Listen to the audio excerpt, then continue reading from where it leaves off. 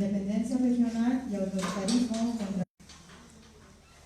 Estos ejes se distribuían entre dos grupos heterogéneos: las fuerzas nacionales, que combinaron tres extremos aglutinantes, derechas, centralistas y autoritarios, y la república como un crisol que funde a centralistas y autoritarios, enfrentados a regionalistas y libertarios. Por lo tanto, nuestro proyecto se centra en analizar y reflexionar ambos bandos, que no se reducen a grupos compactos y discretos, es decir, a nacionalistas frente a republicanos. Antes, reconocemos la complejidad de la formación de los bandos. Por lo tanto, decidimos dividir al grupo republicano en dos tendencias: comunistas, anarquistas y centroizquierda, y conservar solo el lado autoritario del bando nacionalista. Nuestra perspectiva será considerar el lado humano de los bandos. Esto quiere decir que nos aproximamos a la subjetividad y experiencia de personajes que condensan el carácter de los bandos que actuaron en el conflicto. Espero que el documental que hemos preparado como parte de la primera parte sea de su agrado.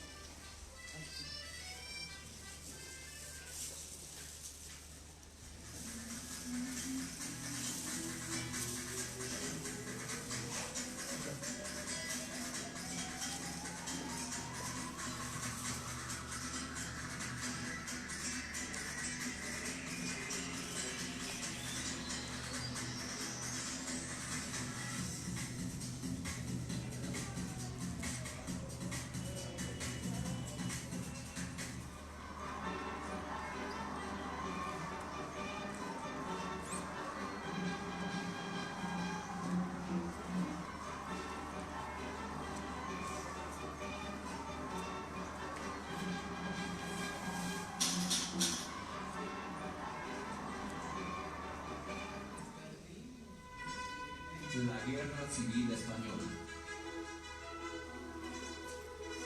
Cronología de los hechos.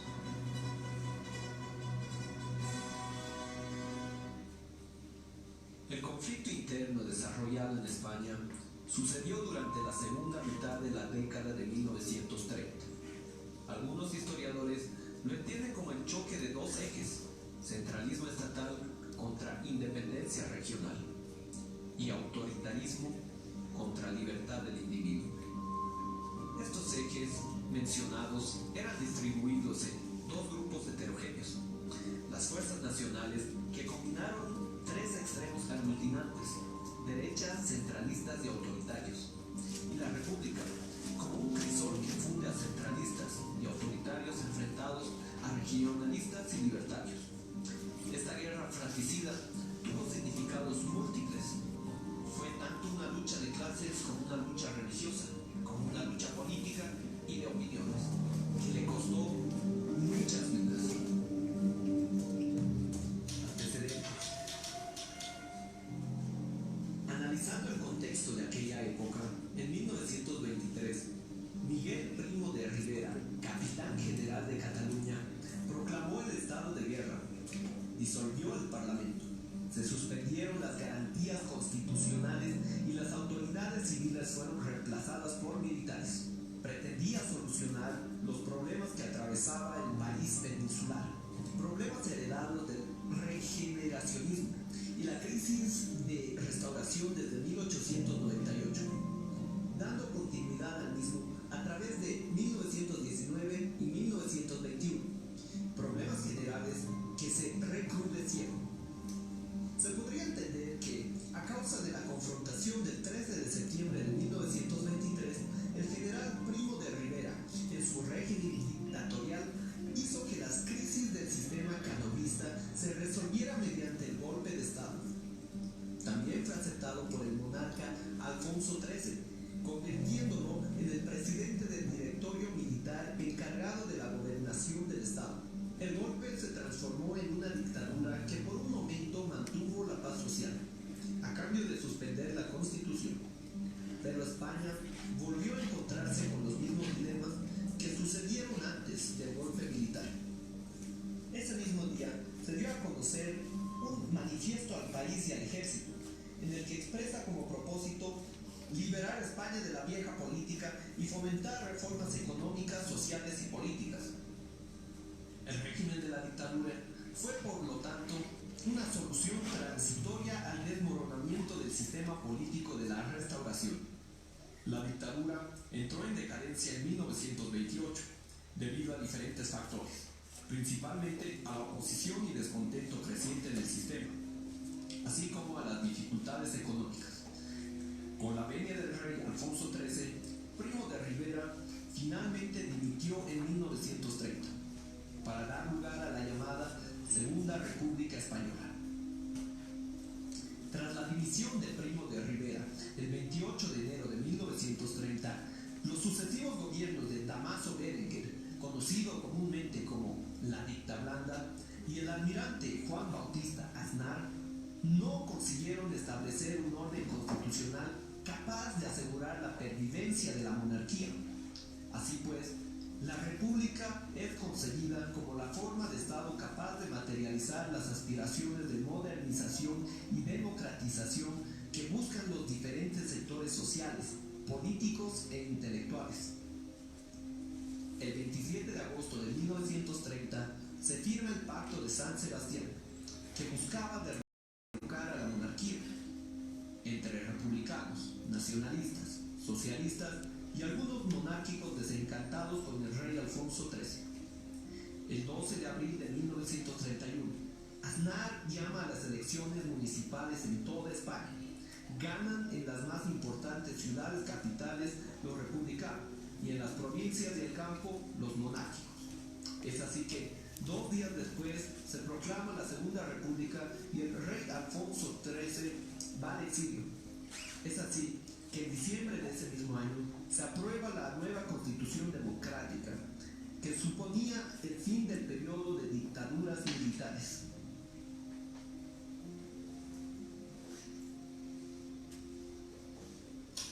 El inicio de la guerra. Durante el gobierno republicano, las divisiones ideológicas solo se polarizaron aún más. Las ideologías totalitarias de países como Alemania, Italia y Rusia calaban más en la política española.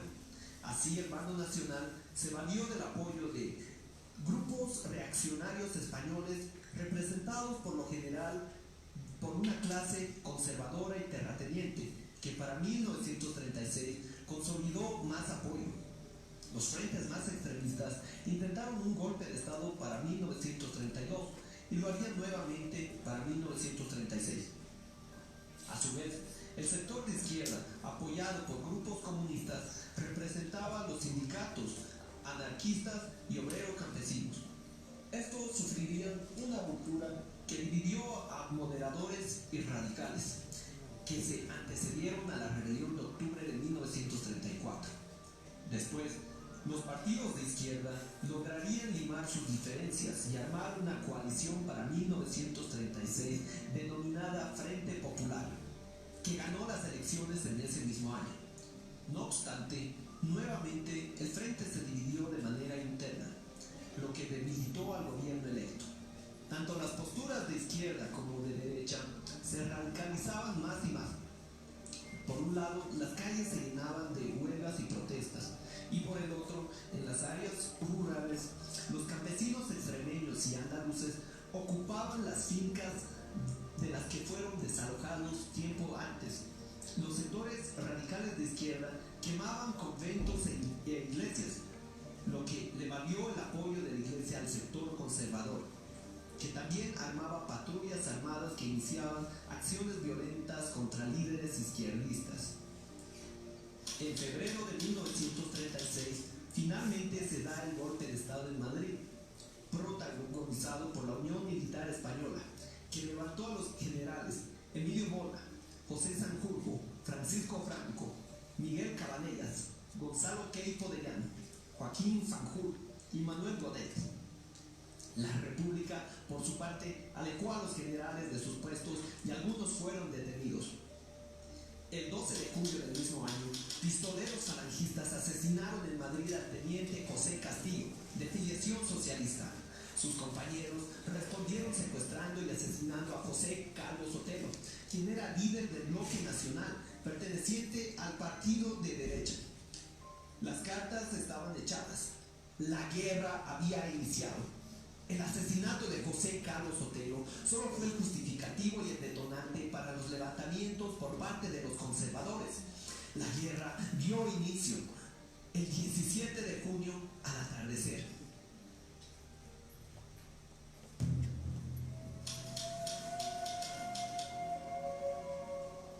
La guerra inició con las tropas en Marruecos, conformada por legionarios y tropas regulares al mando del general Franco.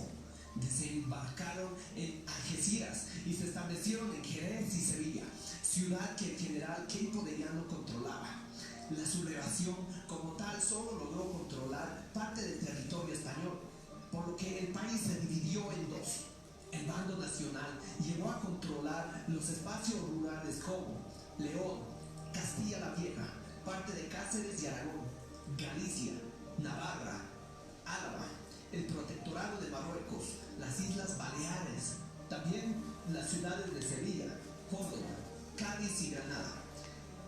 El bando republicano, por su lado, ocupaba los grandes centros urbanos del país, como Madrid, Barcelona, Valencia, Bilbao, Málaga y Murcia, junto al resto del territorio.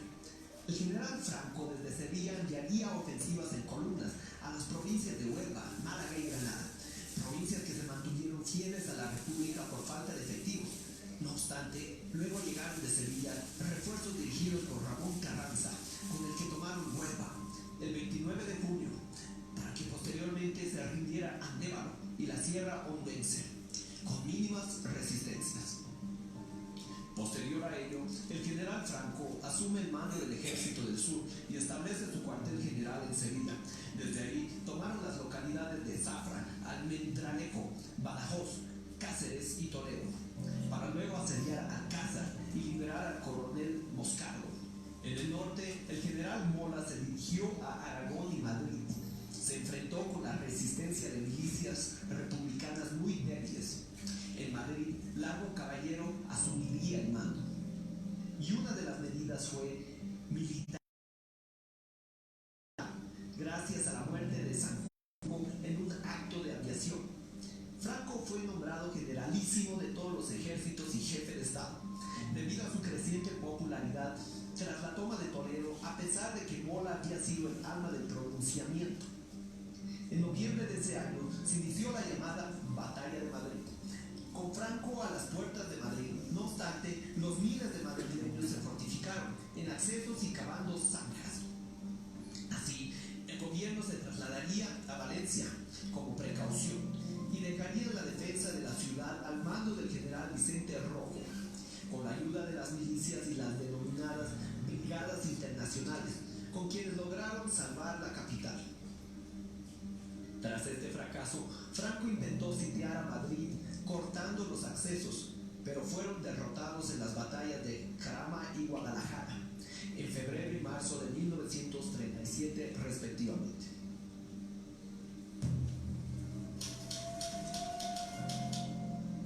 En marzo, tras el fracaso de Madrid, Franco decidió enfocarse en el norte, donde el general Mola ya había tomado Navarra, Álava y Guipúzcoa, para luego también tomar Irún y San Sebastián, ciudades mayormente industriales. Luego, el Ejército Nacional bombardeó Guernica y Durango, para luego asediar Bilbao, que caería en junio de 1937. Días antes, el general Mola falleció en otro accidente y el ejército del norte pasó a manos del general Dávila, con quien tomaron Bernal, Santander y Asturias, con apoyo de tropas italianas. Por otra parte, en el lado republicano, Juan Negrín se había convertido en el nuevo presidente de la República Española. Apoyado por los partidos de izquierda, adoptó una política de resistencia, por lo que emprendieron una contraofensiva, desencadenando la batalla de Brunet en Madrid en julio de 1937 y la batalla de Belchite en Zaragoza entre agosto y septiembre del mismo año, ambas con victorias nacionalistas.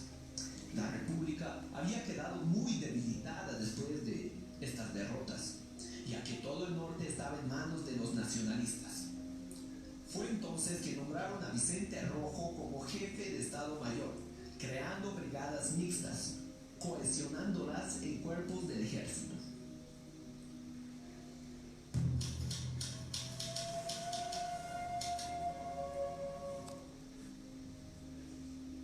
Fue entonces que la intención del general Franco era de llegar al Mediterráneo y partir en dos el territorio republicano. De esta manera se emprendió una ofensiva para ello. Destacaron la batalla de Teruel a finales de 1937 y principios de 1938, donde el bando republicano propuso otra ofensiva para asilar a Aragón. Lograron tomar Teruel, pero 2 meses después la recuperaron los nacionalistas. A partir de ese punto, el bando nacionalista emprendió la campaña de Aragón y lograron llegar hasta el río Quiloca, logrando el objetivo de llegar al Mediterráneo a través de Cataluña, Vinaròs y Castellón. El territorio republicano estaba dividido como Franco pretendía y la guerra debería haber culminado. No obstante, los republicanos recibieron un nuevo armamento que extendió más la guerra y desencadenó la batalla del río Ebro en Tarragona. Con este nuevo armamento, los republicanos trataron de dividir el territorio nacional tal como sus enemigos lo hicieron, y parte de ello era la batalla del Ebro, en donde el bando republicano obtuvo algunos éxitos iniciales, tomando Amposta y el cruce del Ebro. Pero una contraofensiva de los llamados franquistas obligó a los republicanos a replegarse a una orilla del río. La cruenta batalla duró 4 meses, donde finalmente vencieron los nacionalistas. Una vez establecida la victoria franquista, países como Francia e Inglaterra reconocieron a Franco como gobernante de España.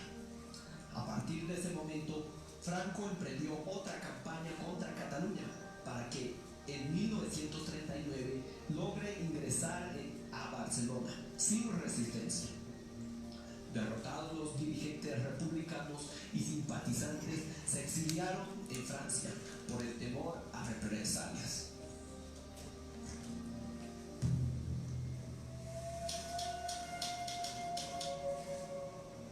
Al final de la batalla del Ebro, los republicanos se ven muy debilitados sin el apoyo de las brigadas internacionales. La última carga de armas enviada por la Unión Soviética se vio enfrentada al bloqueo de la neutralidad en los mares, y cuando llegó ya habían sido derrotados, y tuvieron que destruirlo para que no lo usaran los nacionalistas en su contra. Empieza la caída de Cataluña, la destrucción de la Generalitat, la entrada por todas las principales ciudades, por Tarragona, Gerona y la caída de Barcelona, el gran bastión. Con el asesinato de Luis Companys significó la derrota. Tras 921 días de guerra, Barcelona había sufrido hambre, represión, bombardeos, además de haber sido superpoblada de refugiados de otras zonas de España. Entran los camiones con alimentos y el sábado de 28 de enero de 1939 se celebra la victoria de los nacionalistas en la Plaza de Cataluña, con una misa presidida por el general Yagüe. Entonces comienza el gran exilio de miles de españoles entre el 27 de enero y el 3 de febrero de 1939. La cuarta división de Navarra alcanza a Gerona, la 11ª división republicana, la más combativa, encargada de la defensa de Madrid. Se retiran sin dar guerra y automáticamente se da la rendición. 120.000 hombres abandonarán sus armas para ser acogidos en Francia. 50.000 soldados son capturados por los nacionales. Por otra parte, Jorge Negrín, el último dirigente de la República, trata de precautelar la integridad de España, protegiéndola de intervenciones extranjeras que pudieran conducir a la repartición de España entre las potencias fascistas europeas. Luego de la caída de Cataluña, contexto internacional fue muy conveniente para la Italia fascista y la Alemania nazi la derrota de los republicanos y la victoria del régimen fascista en España. El 1 de abril de 1939 se rindieron los jefes militares y políticos de la República, que aún estaban en los puertos. Franco declara el fin de la guerra. En el día de hoy cautivo y desarmado el Ejército Rojo ha alcanzado las tropas nacionales y sus últimos objetivos militares. Los españoles viven en el exilio, instalan una oficina de los devastados y otra oficina de créditos blancos para la reconstrucción nacional. La posguerra es el balance de los daños, el hambre, la agricultura estancada, no hay cosechas, el desempleo, las epidemias, los enfermos, los heridos de guerra, las familias desintegradas por la muerte, exilio o encierro. Toda España quedó devastada. A partir de la frase de León Felipe, todos matamos España, reflexionamos que la convicción caprichosa de ambos bandos, del querer imponer al otro una verdad que supuestamente es lo mejor para todos y que otras posiciones no tienen ninguna valía, la intolerancia, la venganza, los odios, condujeron a la devastación de España.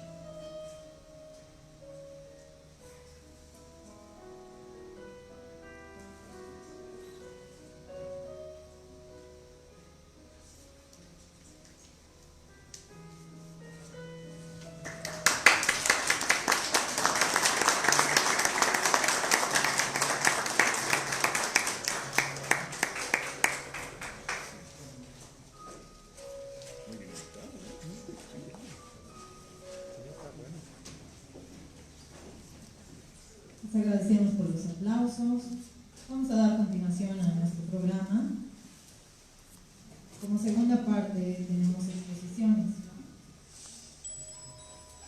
Recordando a Octavio Paz, como pájaros ciegos prisioneros, como temblantes alas detenidas o cánticos sujetos, suben amargamente hasta la luz aguda de los ojos y el desgarro gesto de la boca.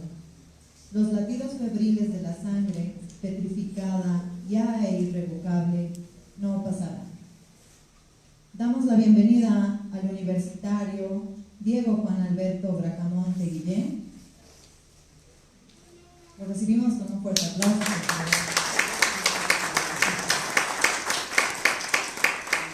También damos la bienvenida al universitario Ervin Paz Acolque.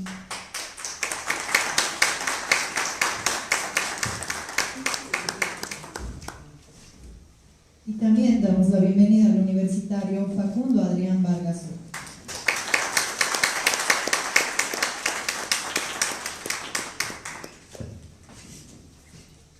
Nuestros tres compañeros, desde una perspectiva de enfoque de lo que ustedes han podido ver en el mini documental, nos van a exponer acerca de la perspectiva de la Guerra Civil Española. Los dejamos con esto.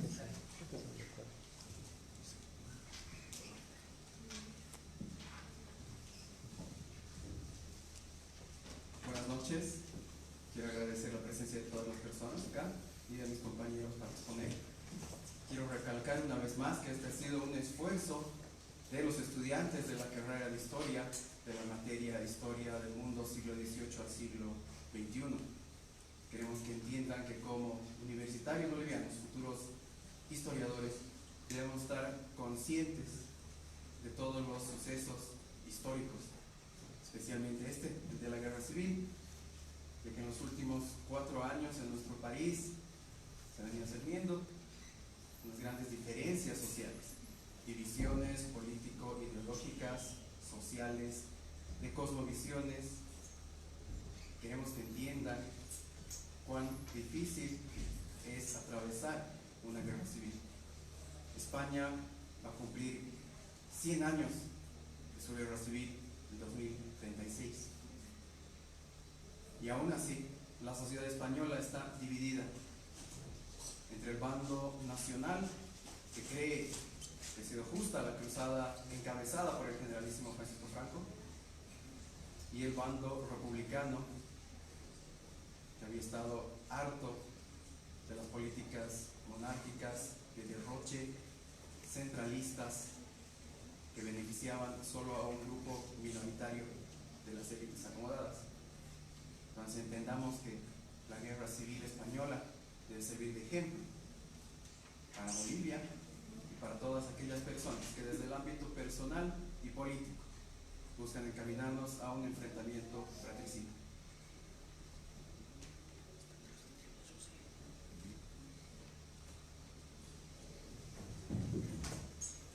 Quiero empezar mi exposición con esta frase de Arturo Pérez Reverte del libro Línea de Fuego, que expresa en pocas palabras la introducción que les hacía, ¿no? Es lo malo de estas guerras civiles, ¿verdad? Oyes a un enemigo herido llamar a su madre en el mismo idioma que tú, y como que así no, se quitan las ganas. Cuando usamos el término guerra civil, nuestro imaginario social reconstruye y hasta deconstruye los diferentes significados que tiene la guerra civil, apreciaciones y las posturas, sean estas políticas o apolíticas, sean partidarias o apartidarias.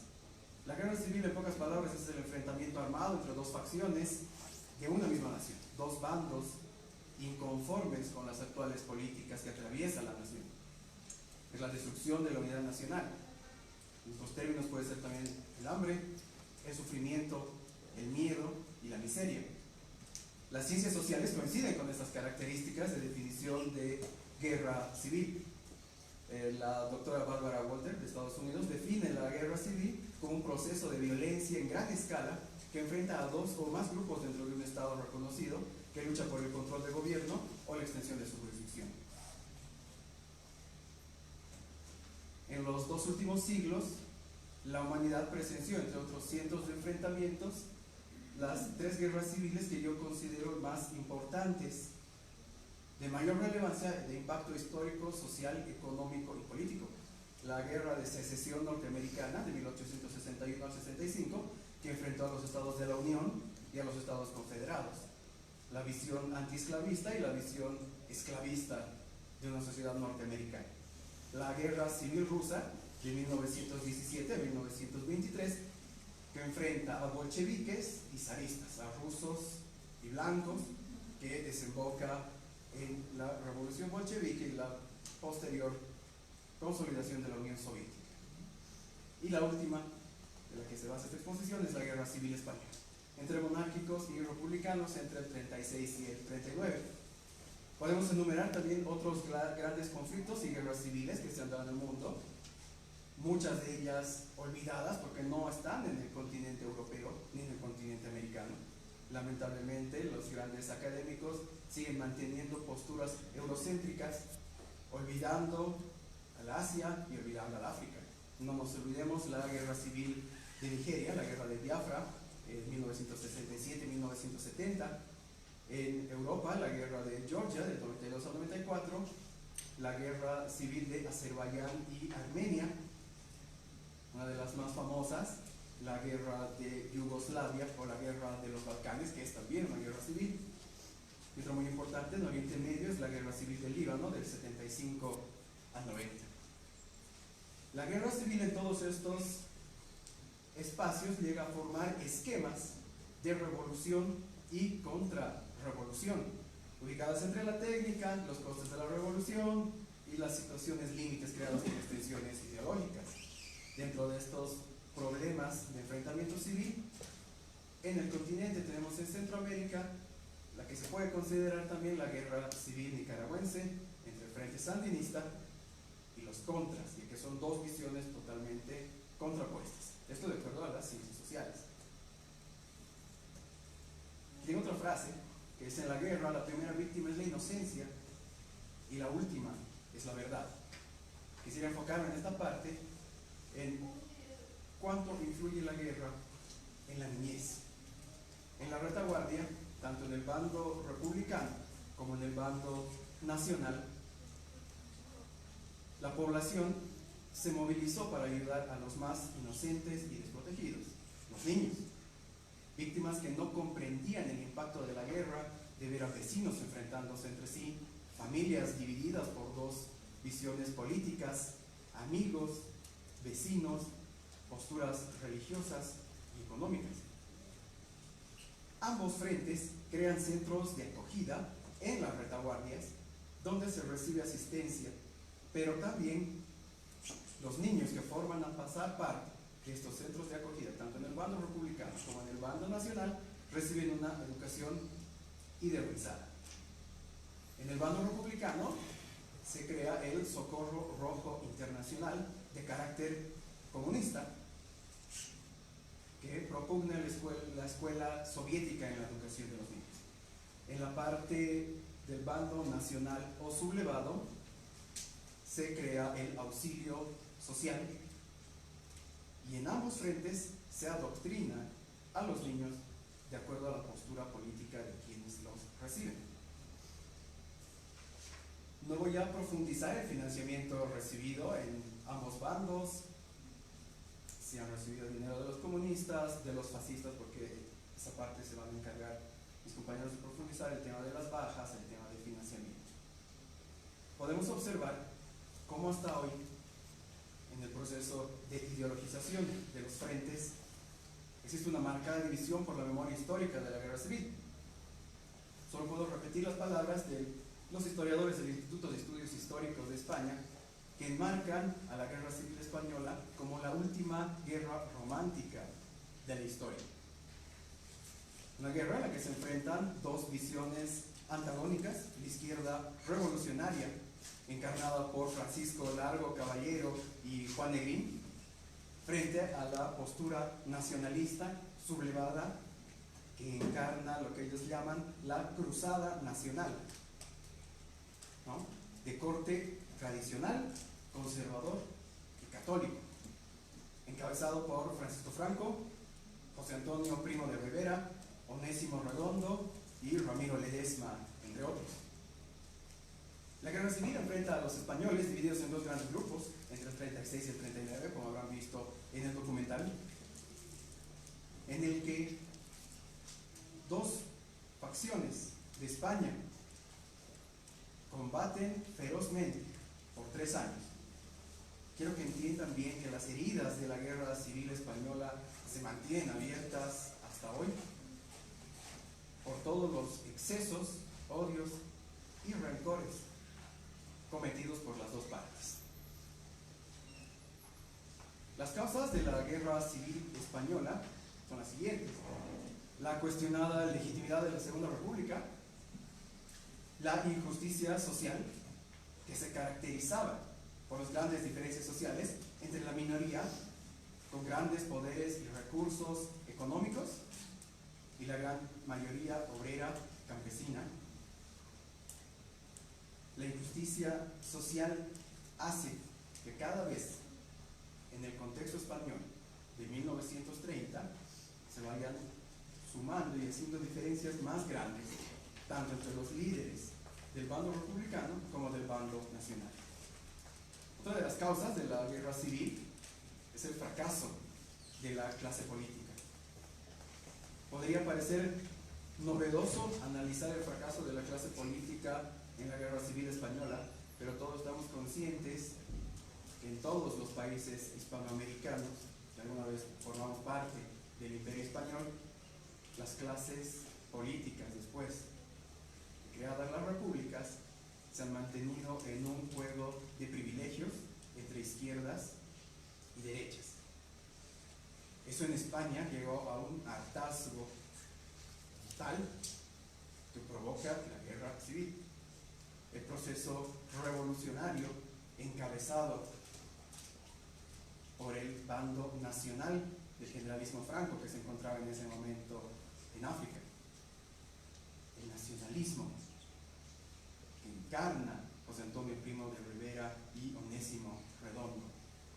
Y otra de las causas también muy importantes de la guerra civil es el anticlericalismo. Se ve poco a poco cómo las posturas laicistas van cobrando fuerza contra la religión católica.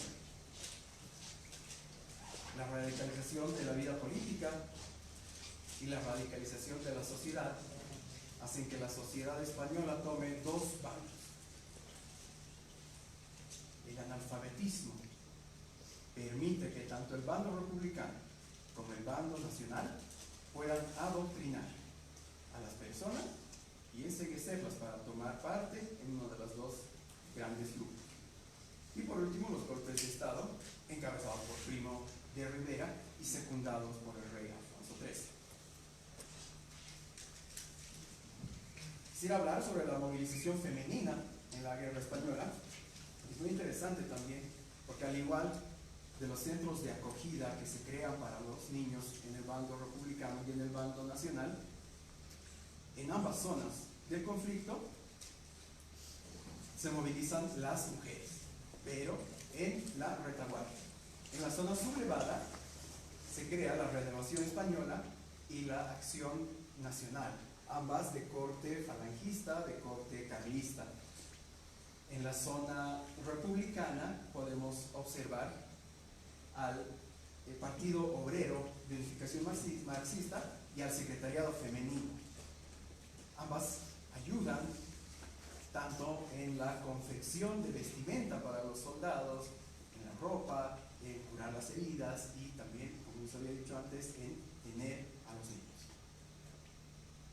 La persecución religiosa es uno de los puntos más álgidos de la Guerra Civil Española, ya que podemos observar como antecedente la Guerra Cristera en México, 10 años antes, en las que las posturas abiertamente anticatólicas y laicistas persiguen al catolicismo en México. Podemos decir que el mismo odio antirreligioso llega a España, encabezado más que todo por el bando republicano, en el que se asesinan aproximadamente 4.500 religiosos, sacerdotes y laicos a causa de su fe.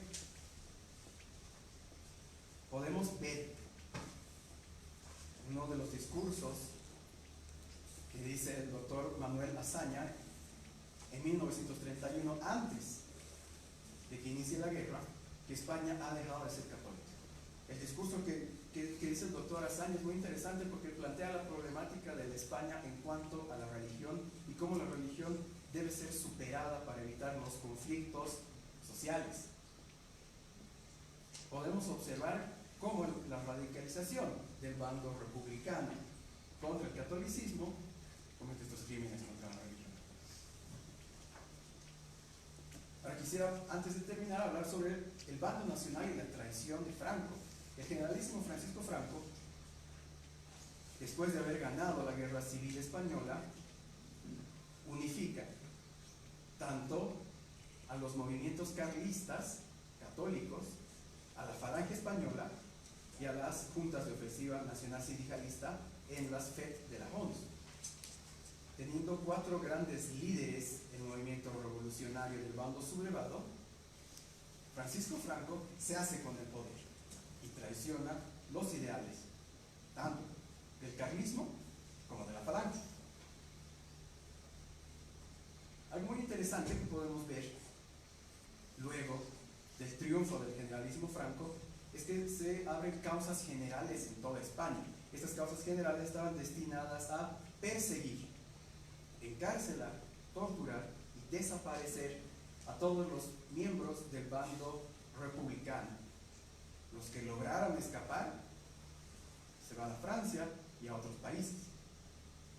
Y no es hasta que muere Franco en 73 y vuelve, se instaura nuevamente el rey Juan Carlos, que poco a poco todos estos ciudadanos españoles, sus hijos y nietos, van retornando a España poco a poco.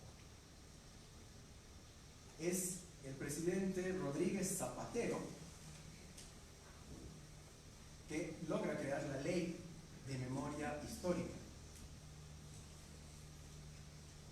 en 1997, si es que no me equivoco.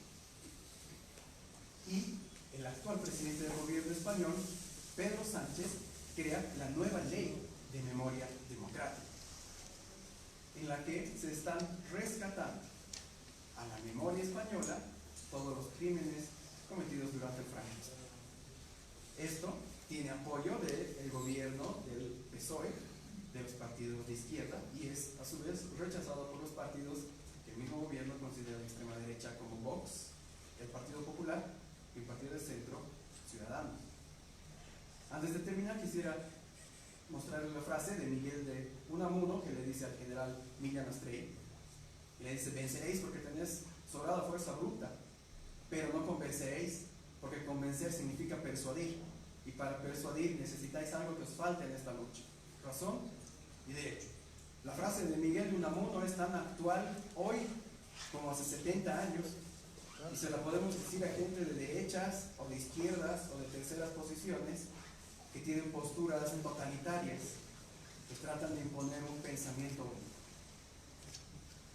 Nuevamente quiero agradecerles por estar presentes en esta exposición y recalcarles que este ha sido un esfuerzo de los estudiantes de la carrera. Voy a dar paso a mis otros compañeros. Muchas gracias.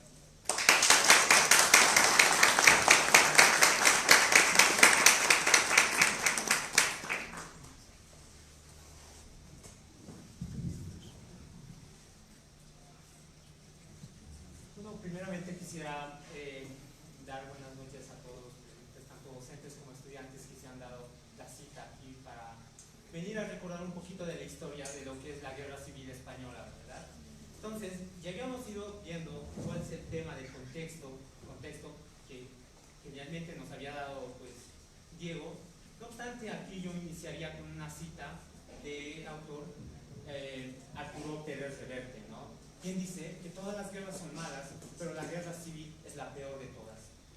Pues se enfrenta al amigo con el amigo, al vecino con el vecino y al hermano con el hermano, ¿no? Dando paso a que pues ya han pasado casi 83 años exactamente, donde pues el mundo nuevamente se ha visto sumergido y enfocado en un acontecimiento de gran envergadura, ¿verdad? Esto en el caso de la Guerra Civil Española, ¿no? Que como ya se había dicho, pues se efectuó entre 1936 a 1939, ¿no?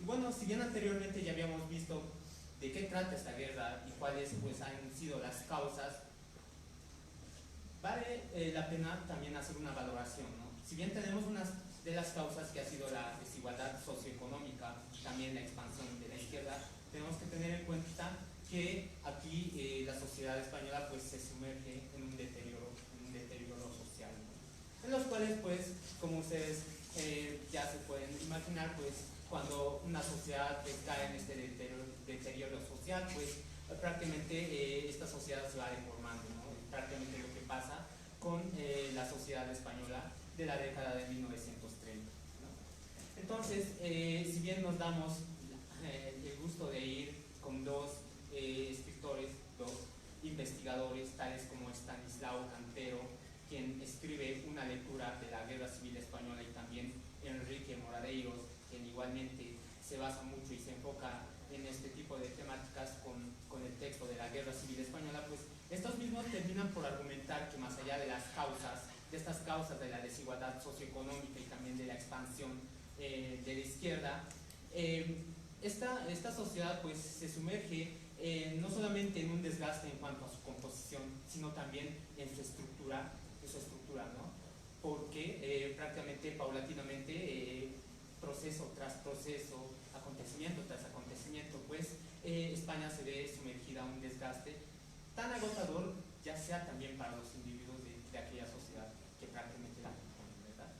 Entonces, para hacer un resumen sumamente preciso de todo lo que ya se había estado hablando y también del contexto que ya se había ido tocando, pues podemos decir que en muchos sentidos la Guerra Civil Española pues es perjudicial para cualquier territorio, ¿no? En el caso de España pues hubieron muchos procesos en los cuales pues el resultado fue totalmente garrafal, ¿no?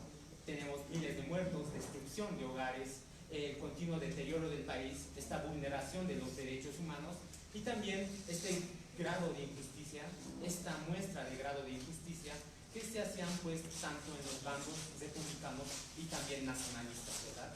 Entonces ahí no podemos olvidar también un factor sumamente importantísimo, que es el exilio de varias personas del país, ¿no? Del país, de esta sociedad española, ¿no? Entonces bajo este contexto de una cruenta y dura guerra, pues iniciaríamos precisamente con las fuerzas enfrentadas, ¿no?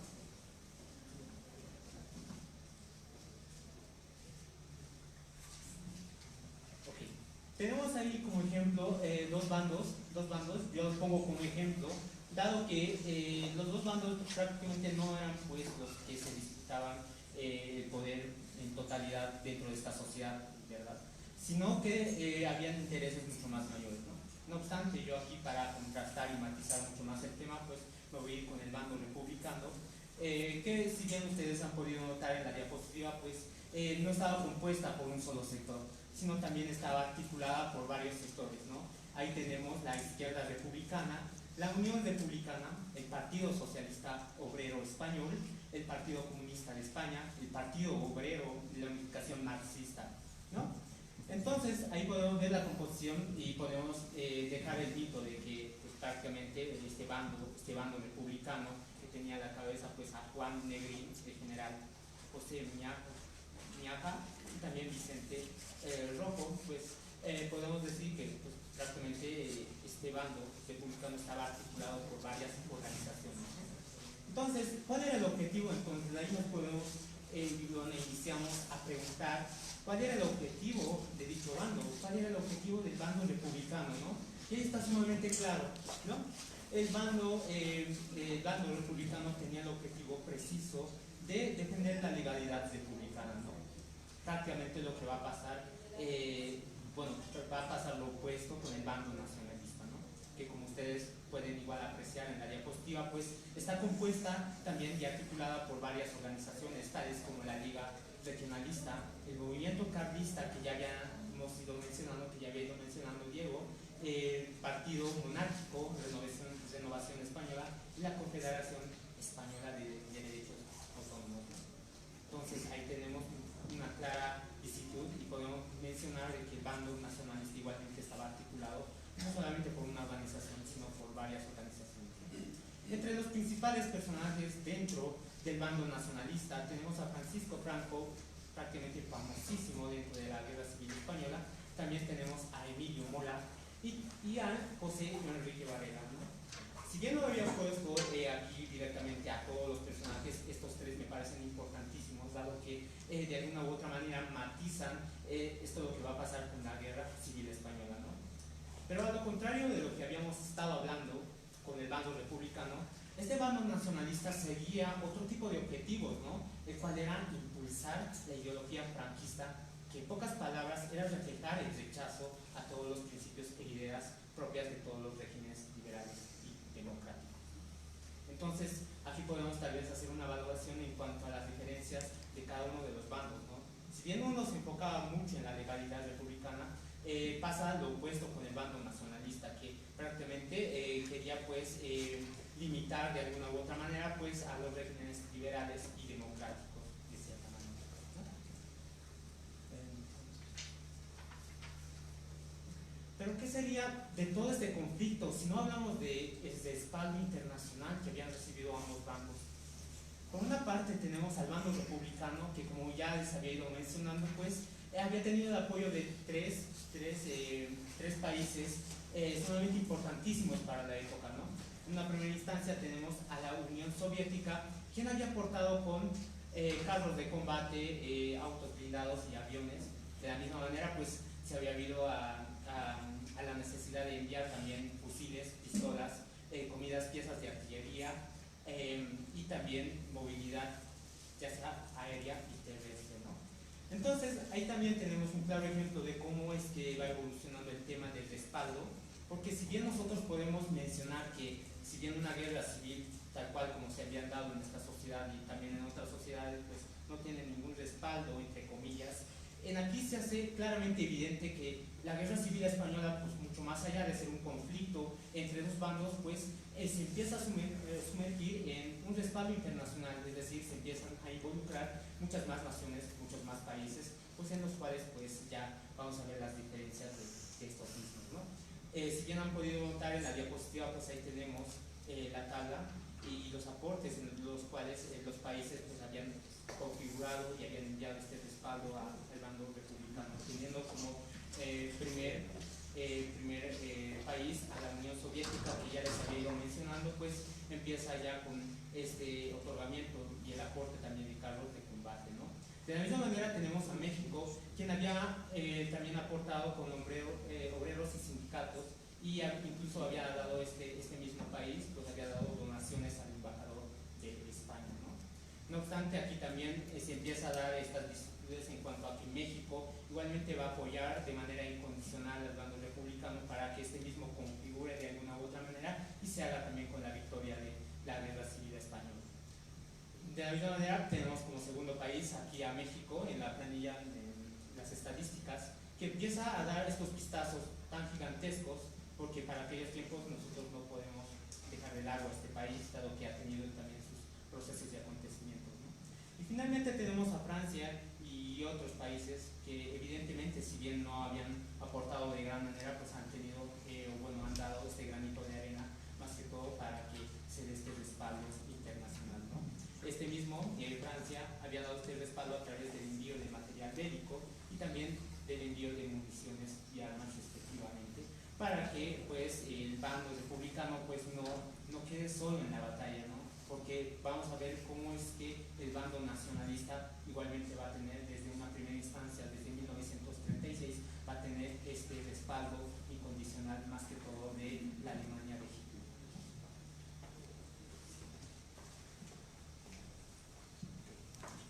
Ahora bien, nos seguimos con el bando nacionalista, que ya he ido mencionando algunas pequeñas partes. Entonces nos iríamos primero con Italia, quien haya sido de alguna u otra manera pues generadora de un mediano apoyo, no de un total apoyo, porque a esa virtud pues le otorgaríamos a Alemania. Italia, por una parte, pues si bien se había sentido identificado de muchas maneras con el bando nacionalista, pues este mismo había precisado en enviar una flota de hombres, más que todo, de movilidad social, para el apoyo tanto del bando nacionalista, ¿no? Para que no quede sin respaldo ninguno, ¿no? Es ahí donde también encuentra esta visitud en cuanto a que Italia no solamente envía hombres, sino también envía este transporte aéreo, que para aquellos tiempos es una gran maravilla, dado que pues si bien se cuenta con un transporte aéreo, pues el bando nacionalista pues es totalmente respaldado y también está totalmente ventajado, ¿verdad? Entonces ahí tenemos a Italia, como lo había dicho, que da sus destellos en cuanto al apoyo. No obstante, no es el único país que empieza aquí a dar su valoración, ¿no? Sino también tenemos a Alemania. Alemania es prácticamente uno de los ejemplos en cuanto al respaldo internacional que va a dar al bando nacionalista, dado que este mismo pues empieza no solamente a enviar tropas de infantería, ya sea también transporte aéreo, sino también empieza a mandar este envío de armamento y munición, ya que es muy importantísimo para la guerra, que en muchos casos pues es desgastante, ¿no? Entonces, no obstante, aquí también un punto muy diferente a lo que ya habíamos visto anteriormente es que Alemania no solamente se enfoca en esto del envío de armamentos de munición y también al envío de unidades aéreas blindadas, sino también se enfoca en el adiestramiento de los soldados españoles para que estos mismos generen este tipo de tácticas y también enfrenten la guerra como tal, ¿no? Entonces ahí tenemos un gran ejemplo de cómo es que Alemania empieza a dar este respaldo incondicional, ya sea también al bando nacionalista, ¿no? Dado que este mismo, pues ya vamos a ver cómo posteriormente no empieza a cumplir las promesas de no involucrarse, ¿no? De este pacto de no involucramiento, ¿no? Finalmente ahí tenemos a Portugal, que como ya les había ido mencionando, pues este es el más flojito, digamos, en cuanto al apoyo y el respaldo internacional que va a dar al bando nacionalista, dado que este mismo pues da un apoyo discreto, y esto mismo pues se da por medio de que este mismo pues empieza a enviar grandes cantidades de combustible, esto debido a, pues, al tema del territorio y la distancia en el cual pues, se encuentra España y Portugal, casi a una mediana distancia.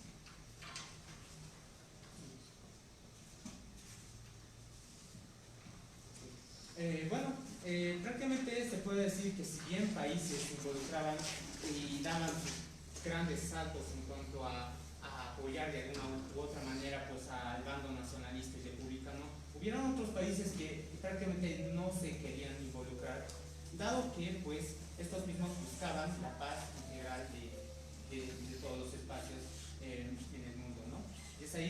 pues se empieza a generar este pacto de no intervención que prácticamente se da en 3 fases, ¿no? No obstante, voy a tomar apoyo en la primera fase, que sería pues la de 1936, ¿no? Donde prácticamente 27 estados europeos pues empiezan a hilar, empiezan a matizar este ímpetu de no involucrarse en ningún tipo de conflicto, y más que todo si es preciso en esto de la guerra civil española, ¿no? Entonces ahí tenemos ejemplos de que 27 estados europeos pues empiezan a hilar esta idea. Entre estos pues tenemos Albania, Alemania, Austro-Bélgica, Bulgaria, Checoslovaquia, Dinamarca, Estonia, Finlandia, entre otros, ¿no? No obstante, aquí vemos pues claramente una clara peculiaridad, dado que está presente Alemania. Esta Alemania que, como anteriormente ya habíamos visto, pues empieza a generar este apoyo. No obstante, si bien Alemania había firmado este pacto de no involucramiento en 1936, pues este mismo pues prácticamente no lo respeta para el año siguiente de 1937, ¿no? Argumentando de que pues Alemania estaba con una total desestructura social en cuanto a aquellos tiempos en el contexto en el cual se estaba encontrando, ¿vale? Entonces tenemos ahí como ejemplo este acuerdo de no involucramiento. No obstante, vamos a ver cómo este mismo pues va a servir de mucho, ya sea para apaciguar de alguna u otra manera a la guerra, ¿no? Entonces, me voy con ¿cierto? ¿Sí? Ok, ya para terminar podemos ver aquí, había armado un cronograma de los años de 1936, 1937, 1938 y 1939, en los cuales nosotros pues evidenciamos cuál ha sido el apoyo, ya sea para el bando nacionalista y también para el bando republicano, ¿no?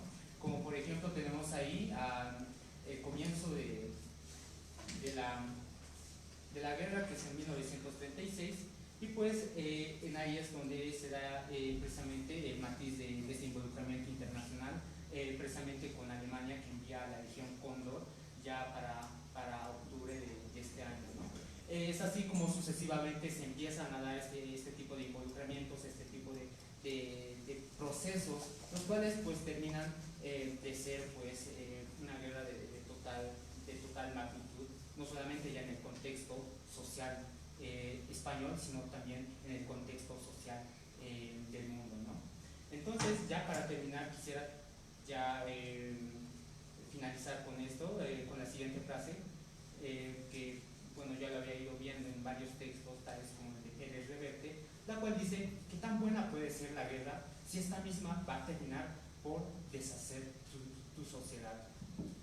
Eso. Muchas gracias.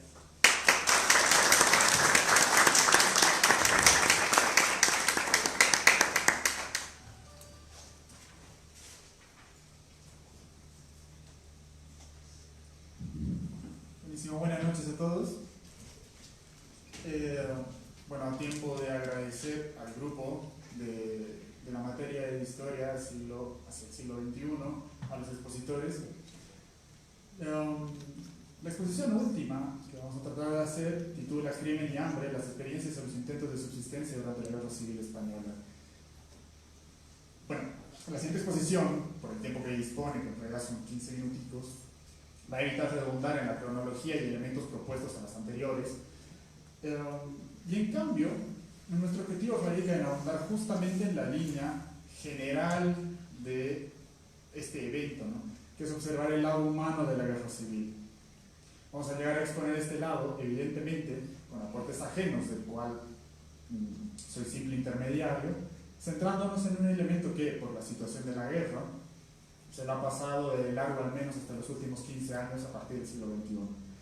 Que se trata del crimen desde la historia social y las protestas por la supervivencia. Nos vamos a enfocar sobre todo en Madrid. Vamos a preguntarnos en cuanto a cómo reacciona la gente frente a la represión política y económica que hace el aparato estatal para solventar esto. Y, bueno, en esta situación nos vamos a concentrar en los padecimientos por la escasez de alimento, que terminó por establecer dos ideas que están aquí plasmadas: pan es paz y subsistencia es derrotismo. Más adelante voy a tratar de explicar un poco hacia dónde dirigen estas ideas. La siguiente, por favor. Me parece relevante en primera instancia saber ubicar nuestra exposición dentro de la historiografía peninsular, pues como diría un viejo maestro y amigo, el contexto ayuda a explicar el texto. El balance realizado por Gómez Bravo y Campos Posada para la revista Cuadernos de Historia Contemporánea del 2016 puede darnos una directriz sobre los avances y vacíos existentes en la temática.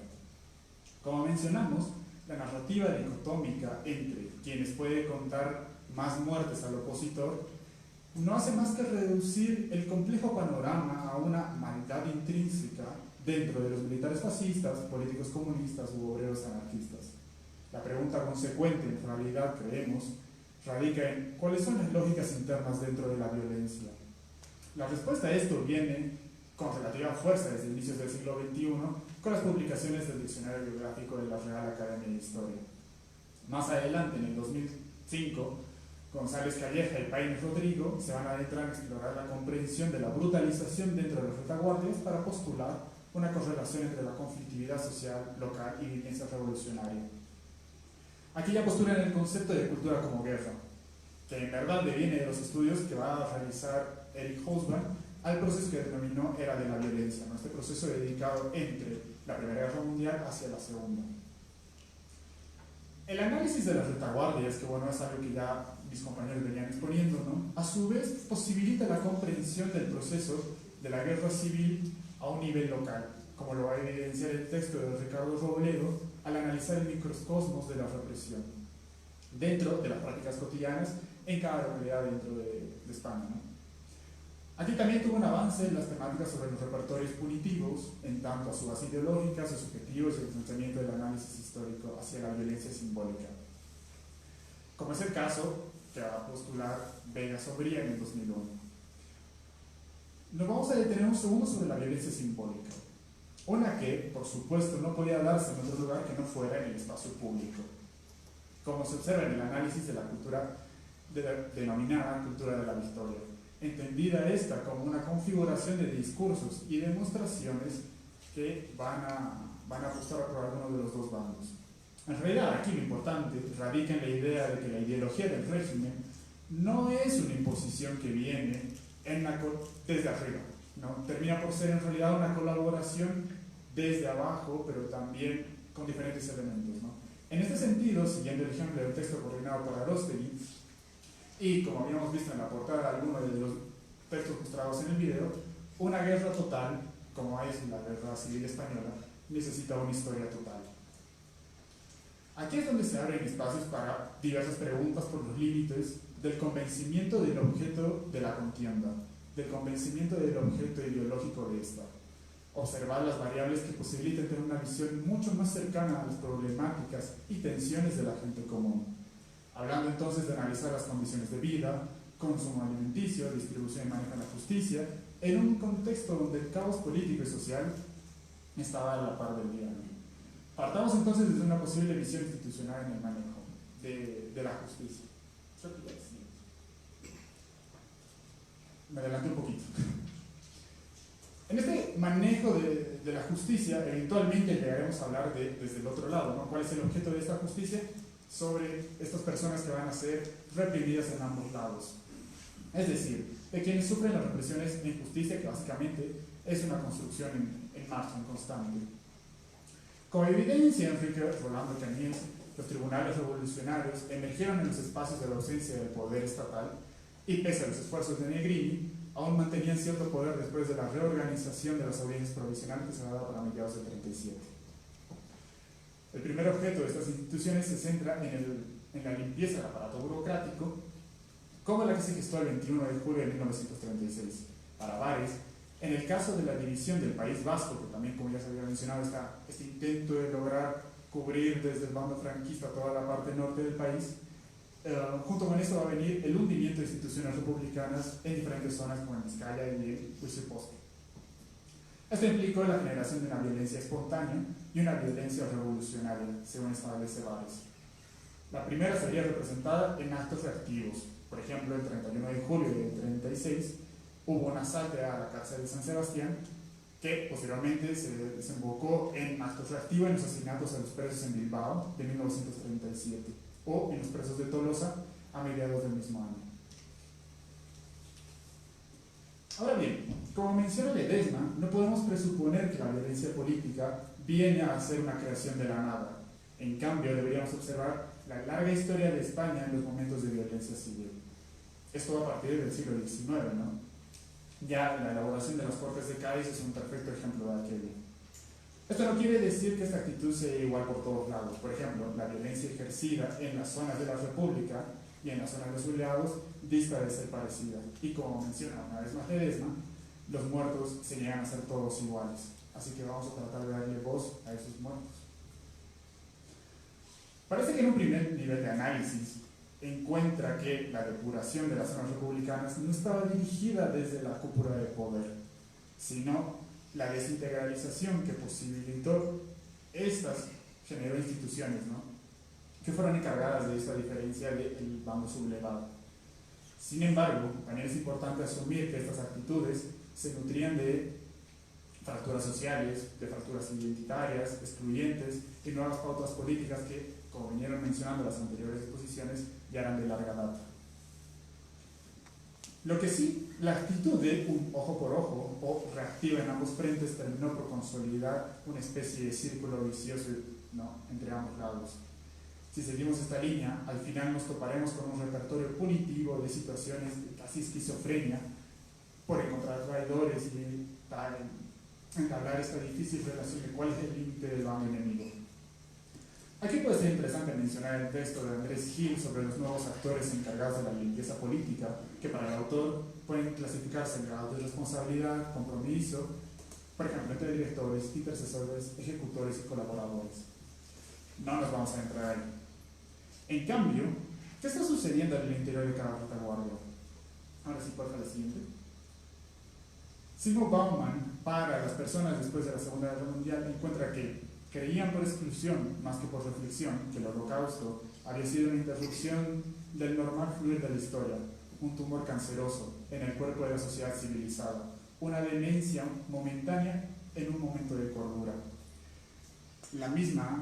El mismo sentimiento, la misma reflexión se la va a encontrar sorprendentemente en los pobladores de La Rioja, como menciona Andrés Gil. Puesto que, pese a que en 1930 existe un movimiento interesante del campesinado, sobre todo de los jóvenes en favor de la República, pareciera que el lado conservador católico logró sobreponerse y darle apoyo a los sublevados, por falta del proyecto de partidos de derecha, por supuesto. De ahí que, en menos de 2 días, la región estaba en completo control de estos. Además que se hace evidente la ausencia de formalismos para la imposición de la justicia. El siguiente, por favor.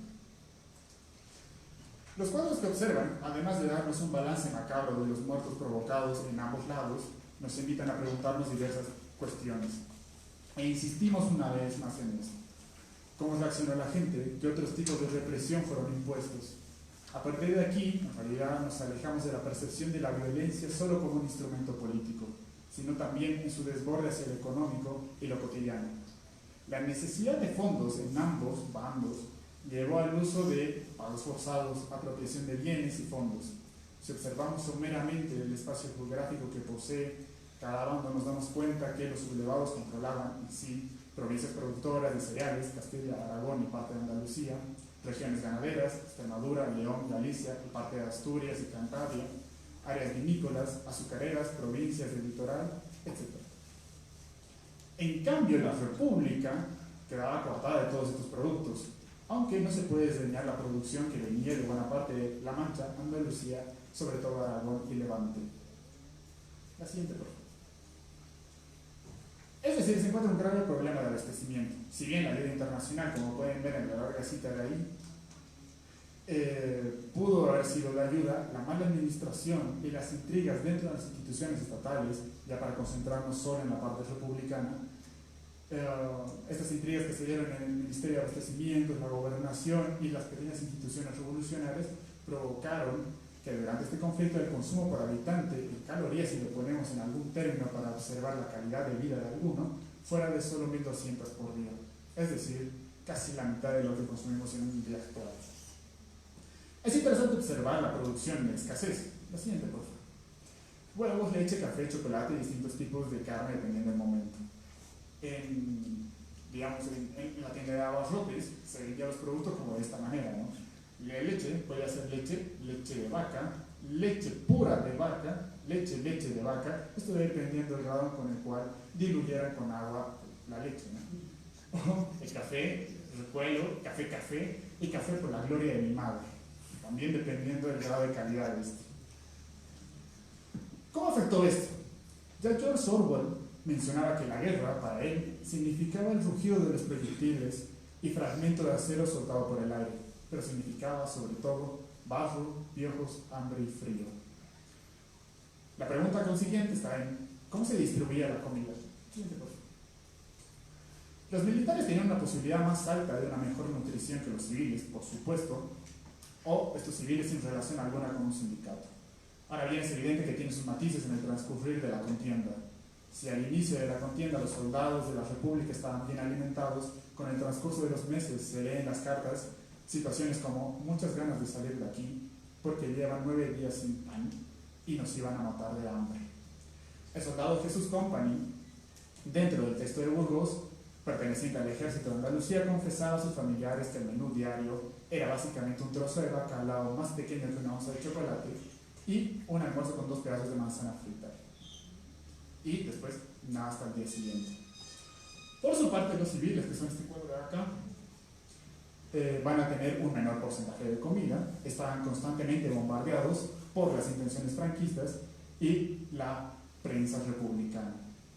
De igual modo, con el paso del tiempo, la disponibilidad de comida se vio reducida a la par que Madrid quedaba aislada. Como se observa en estos cuadros, hay una reducción en los suministros de la ciudad, así también en la capacidad de transporte y los intereses que van a haber en esto. Se puede deber esto, por un lado, al incremento demográfico, que haya una reducción de la disponibilidad alimenticia y, sin embargo, un crecimiento al consumo, aunque, sin embargo, para el Commitment, una institución, digamos, creada durante la República, menciona que las causas de este aumento son las mayores disponibilidades que generalmente poseen los trabajadores. En fin último, lo que mencionaba el Commitment sobre este mayor consumo de la producción interna de España radica en que España se nutría mejor en la época de la guerra. Esto en realidad era una marca publicitaria para decir todo está bien, no se preocupen de nada. La situación no va a mejorar hasta 1938, cuando se establece la cartilla de racionamiento. Observemos los cuadros de la distribución de alimentos en relación a persona gramo, que son estos, en determinadas semanas. Si hacemos las sumas, el consumo calórico termina en cifras alarmantes, y esto ya es a mitad de la contienda civil, ¿no? Esta crítica situación nos lleva a hablar sobre la persecución a partir de 1937 de los denominados ocultados de comida. Tribunales populares y juzgados de urgencia comienzan procesos por delitos en materia de abastecimiento que alcanzaron a 14.862 delitos en todo el proceso bélico. Esta situación evidencia una vez más en George Orwell, a quien le parecía que los comunistas eran de derecha. Finalmente nos dedicamos a escuchar un par de testimonios de por qué sucede esto. A Patricia Álvarez de Agués la denuncia una vecina porque estaba vendiendo carne de perro debido a que no podía encontrar carne a su vecindad. En otra, un individuo de Vallecas fue encontrado con una maleta con 25 kilos de carne de burro que estaba intentando vender a 8 pesetas el kilo, supuestamente para los que vivían dentro de su misma casa. Ya me dicen que tengo poco tiempo, así que voy cerrando. Otra es Mercedes Franco, una ama de casa que vivía cerca de un cuartel donde conocí incluso al cocinero y que daba la casualidad de que el lugar donde distribuía el rancho era visible desde la calle y solía sumarse por ahí. El 5 de diciembre de 1938, la típica vecina malintencionada la denunció por decir que había incitado a los soldados a que tirasen la comida a la cara de los oficiales, ya que estos comerían carne y huevos fritos y no ese arroz tan mal hecho que les daban a los militares de menor grado.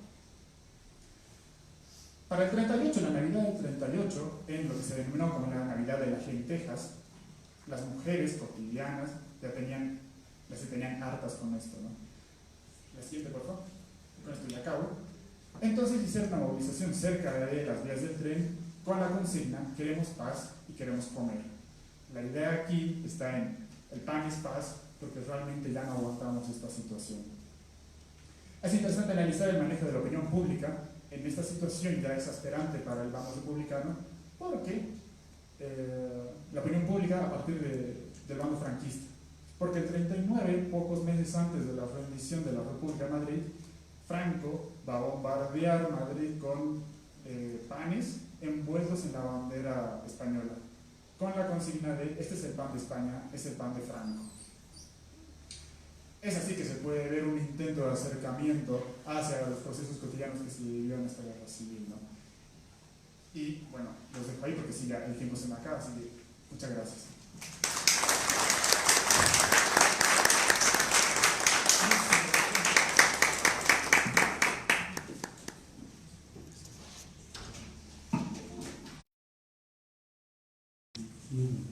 Mayor. Los beneficiarios, los terratenientes, por supuesto, el claro que se forzó bastante, y 36 años después, los parásitos de los polvones. Ahora, mi pregunta se enmarca en lo siguiente: ¿qué es de las